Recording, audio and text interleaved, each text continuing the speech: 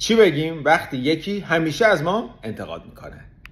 دفعه بعد که کسی اومد ازتون به صورت تلخ انتقاد کرد، بهش بگین که آیا منظورت منم یا منظورت خودتی؟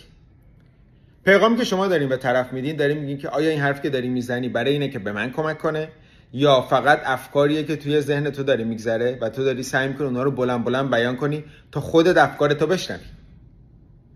فراموش نکنید هر حرفی به شما زده میشه به این معنی نیستش که اون حرف باید برای شما مهم باشه. دوم، با آرامش جواب بدین که من قراره چجوری انجامش بدم.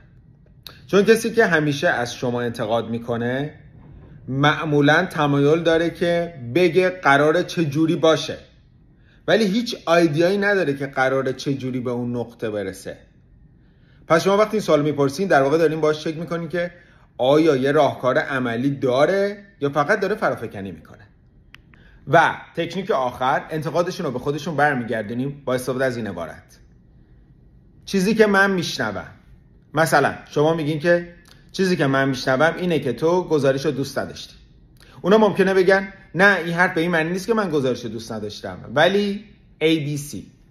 شما دوباره تکرار میکنید چیزی که من میشنوم اینه که تو گزارش رو دوست نداشتی. با این حرف شما در واقع دارین این پیغام رو به طرف میدین که باش چک میکنین قسمت سازنده انتقاد کجاست. آیا یه انتقاد سازنده است یا فقط یه قوره؟